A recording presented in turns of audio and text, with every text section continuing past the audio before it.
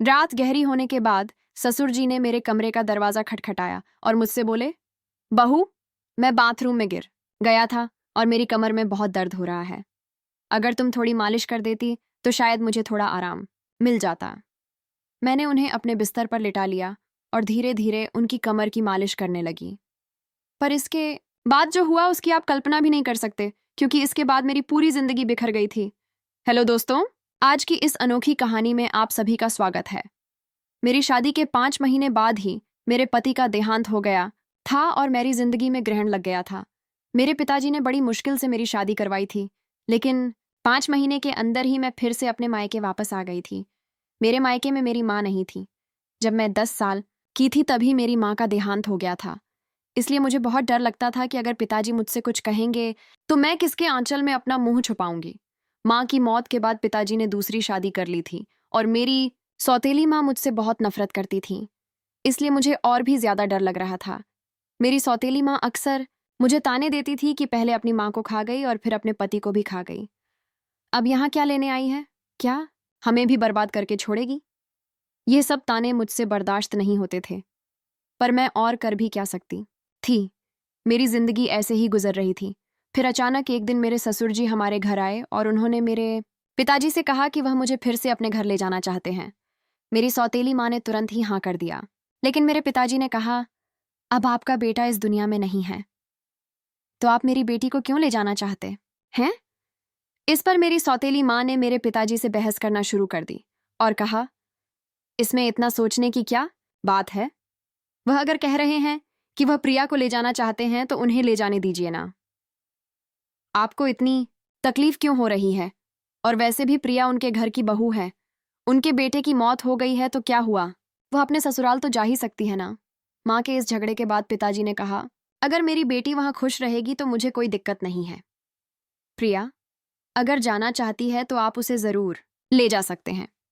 मेरे ससुर जी ने मेरी तरफ देखा और कहा, चलो कपड़े वगैरह लेकर आओ। मैंने भी सोचा कि यहाँ रहकर सौतेली माँ के ताने सुनने से अच्छा है कि अपने ससुराल जाकर सुकून से रहूं। मैं ससुर जी के साथ वापस ससुराल आ गई थी। यहाँ पहुंचने के बाद मैं अपने कपड़े बदल रही थी कि तभी मेरे ससुर जी मेरे कमरे में आ गए और बोले, बहू, एक कप चाय बना लाओ। मैंने जल्दी से अपने कपड़े ठीक किए और रसोई में जाकर चाय बनाने लगी और चाय बनाकर ससुर जी को दे दी। चाय पीते हुए उन्होंने मुझसे कहा, प्रिया, तुम्हें पता है इस घर में मैं बिल्कुल अकेला हूं।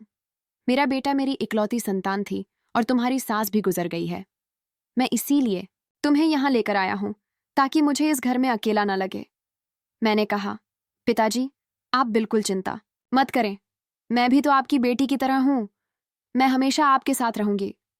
फिर ससुर बोले, मुझे पता है कि तुम मेरे साथ रहोगी, क्योंकि तुम्हारी सौतेली माँ तुम्हें मायके में कभी शांति से नहीं रहने देगी।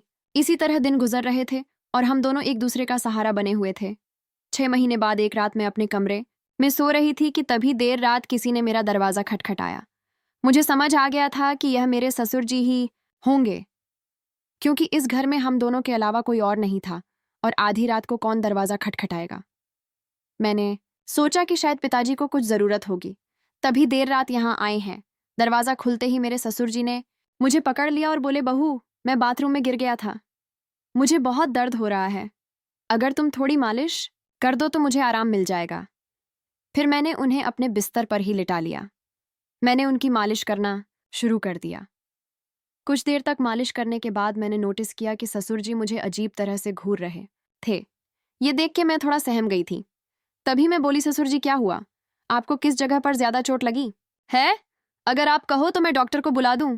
इस पर ससुर जी ने कहा कि नहीं बेटा, तुम बस मालिश कर दो, इससे ही आराम मिल रहा है। उनकी अजीब सी बातें सुनकर मुझे अब और भी अजीब लगने लग गया था। फिर मैं बोली, ससुर जी, आप यहीं मेरे कमरे में ही लेट जाइए। कमर में दर्द लेकर आप अपने कमरे तक कैसे जाएंगे? मैं आपके कमरे में जाकर सो जाती हूँ। मेरी बात सुनकर मेरे ससुर बोले, बेटा, तुम मुझे इस हालत में अकेला छोड़कर चली जाओगी। अगर रात को मुझे बाथरूम जाना पड़ा या अगर मुझे किसी और चीज की जरूरत पड़ी तो मैं क्या करूंगा? इससे बेहतर है कि तुम यहीं सो जाओ। कुछ समय बाद मेरे ससुर उठकर मेरे पास आए और बोले, बहू, मैं तुमसे कुछ कहना चाहता हूँ। अगर तुम मेरी बात मान जाओ तो ही मैं कहूंगा। उनकी इस बात से मेरा दिल और भी ज्यादा बेचैन हो गया था। मैं चिंतित होकर बोली, बोलिए पिताजी। ससुर जी थोड़ा हंसकर बोले, आज की रात मैं तुम्हारे साथ बिताना चाहता हूँ, क्योंकि अब अकेले अकेले अच्छा नहीं लगता है। मेरी पत्नी के मरने के बाद मैंने सोचा था कि फिर से शादी करूंगा, पर जब बेटे की भी मौत हो गई तो फिर मैंने शादी के बारे में सोचा ही नहीं। पर जब से तुम वापस आई हो, तब से मैं तुम्हारे प्यार में दीवाना हो चुका हूँ। उनकी यह सारी बातें सुनकर मुझे बहुत असहज महसूस हुआ, लेकिन उनकी बात का विरोध करने की हिम्मत नहीं हुई। मैं अपने कमरे में ही सोफे पर लेट गई, लेकिन मुझे नींद नहीं आ रही थी, क्योंकि मुझे बहुत डर लग रहा था। ससुर जी ने मुझसे कहा, बहू, मुझे लगता है मैंने तुमसे कुछ गलत नहीं कहा। मैं चाहता हूं कि तुम मुझसे शादी कर लो, ताकि हमारे रिश्ते को कोई गंदा नाम ना दे। तभी मैं हक्का बक्का होकर बोली, ससुर जी, आप यह सब क्या कर रहे हैं? आप मेरे ससुर हो। ससुर का दर्जा पिता के समान होता है, और आप मुझसे शादी की बात कर रहे हो। आप बोलने से पहले एक बार सोच तो लो कि आप क्या क्या बोले जा रहे हो। तभी मेरे ससुर बोले, देखो बहू, मैं मानता हूं कि मैं कभी तुम्हारा ससुर था, लेकिन तुम्हारे पति को मरे हुए अब 1 साल हो चुका है। जब मेरा बेटा ही नहीं रहा, तो हमारे बीच में ससुर और बहू का रिश्ता कहाँ बचा है? मैं भी अकेला हूं और तुम भी अकेली हो। हम पति पत्नी बनकर जिंदगी भर एक दूसरे का साथ दे सकते हैं। उनकी यह बातें सुनकर मेरा मन विचलित हो गया था। मैं आगे और कुछ भी नहीं बोल पाई। एक और सौतेली माँ के अत्याचार और दूसरी तरफ ससुर जी का यह अजीब व्यवहार। मैं तो इन दोनों के बीच ही फंस गई थी। जैसे तैसे रात बीती और अगली सुबह मैं अपने ससुर जी की बातों पर सोच विचार करने लग गई। ससुर जी का प्रस्ताव मुझे असंभव लग रहा था, लेकिन वास्तविकता मुझे कुछ निर्णय लेने पर मजबूर कर रही थी। फिर मुझे ख्याल आया कि मैं अपने पिताजी से जाकर बात करती हूँ, लेकिन यह सब बातें अपने खुद के पापा से करने की हिम्मत मुझ में नहीं हुई, क्योंकि मुझे पता था कि पिताजी से बात करने के बाद मेरी जिंदगी में और भी नई समस्याएं आ सकती हैं। इसलिए मैं उनके पास नहीं गई। एक दिन ऐसे ही शाम को फिर से मेरे ससुर जी ने मुझसे कहा, बहू, मैंने तुमसे कुछ गलत नहीं चाहा। मैं बस इतना चाहता हूं कि तुम हम दोनों के सूने जीवन में खुशियां भर दो। मैं अकेले नहीं रह सकता, और तुम भी कब तक अकेले रहोगी? तुम्हें भी तो पति की जरूरत सताती होगी। ससुर जी के मुंह से फिर से यह सब बातें सुनकर मैं तो अंदर से कांपने लगी थी और आगे कुछ बोल ही नहीं पाई। समय धीरे धीरे बीतता चला जा रहा था, और ऐसे ही धीरे धीरे मेरे और ससुर जी के बीच एक अजीब सा संबंध बनता चला जा रहा था। पति की मौत के बाद मैंने सोचा था कि अब मैं इस दुनिया में बिल्कुल अकेली हो गई हूं, लेकिन मेरे ससुर जी ने मेरे प्रति जो भावनाएं जाहिर की थीं, उन्होंने मेरे जीवन को एक नई दिशा में मोड़ दिया। उनके शब्दों ने मुझे भीतर तक झकझोर कर रख दिया था। जब भी मैं सोने जाती थी, तो उनकी कही हुई बातें मुझे परेशान करती थीं। वह कहते थे कि मेरे साथ रहने से उन्हें अपने अकेलेपन का एहसास नहीं होता, और वह चाहते थे कि हम दोनों एक नई जिंदगी की शुरुआत करें।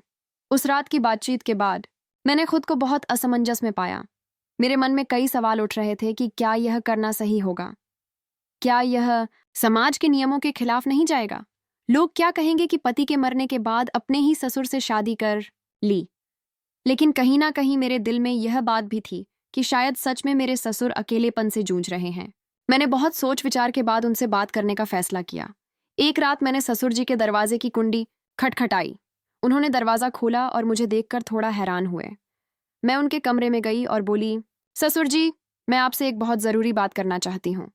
उन्होंने मुझे बैठने के लिए बोला और बड़ी गंभीरता से पूछा, क्या हुआ बहू, तुम इतनी रात गए क्यों आई हो? मैं थोड़ी हिम्मत जुटाते हुए बोली, ससुर जी, मैंने आपके प्रस्ताव के बारे में बहुत सोचा है। मैं समझती हूँ कि आप अकेलेपन से जूझ रहे हैं और एक साथी की जरूरत महसूस कर रहे हैं, लेकिन इस रिश्ते के लिए मेरी एक शर्त है कि हमारे बीच हमेशा प्यार और सम्मान का रिश्ता रहेगा। आप मुझे बेटी की तरह सम्मान देंगे और मैं आपको पिता की तरह आदर दूंगी। क्या आपको मेरी शर्त मंजूर है? उन्होंने मेरी बात को ध्यान से सुना और फिर कहा, मुझे तुम्हारी शर्त मंजूर है। मैं इस प्यार और सम्मान को हमेशा बनाए रखूंगा। उनकी यह बात सुनकर मेरे दिल का बोझ थोड़ा हल्का हो गया था। फिर कुछ दिनों के बाद हमने एक छोटे से समारोह में शादी कर ली।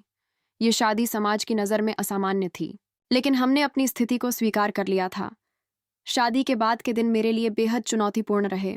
गांव ने लोगों ने तरह तरह की बातें करना शुरू कर दिया था।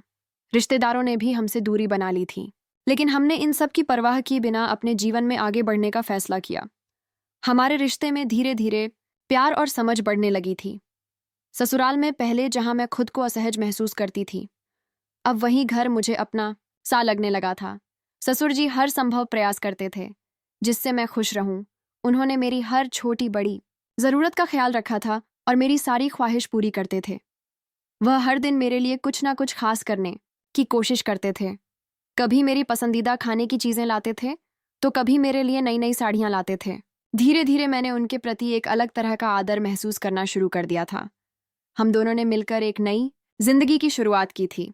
ससुर जी अब मेरे जीवन का एक अभिन्न हिस्सा बन चुके थे और अब हमारे बीच का रिश्ता सिर्फ ससुर और बहू का नहीं रहा, बल्कि अब हम दो जिस्म और एक जान हो चुके थे। उन्होंने मेरी बंजर जिंदगी में बरसात की थी। उन्होंने मुझे फिर से हंसना सिखाया था, जीवन को एक नए नजरिए से देखना सिखाया था। शादी के कुछ महीनों बाद मैंने महसूस किया कि हमारे बीच का यह नया रिश्ता मुझे एक नई दिशा दे रहा है। हम दोनों ने साथ मिलकर कई मुश्किलों का सामना किया और हर बार एक दूसरे का साथ दिया। ससुर जी के साथ मेरे इस नए रिश्ते ने मुझे जीवन के कई नए पहलू दिखाए थे। उन्होंने मुझे यह एहसास दिलाया कि जीवन में अगर साथी सही हो तो कोई भी मुश्किल इतनी बड़ी नहीं होती कि उसे पार ना किया जा सके।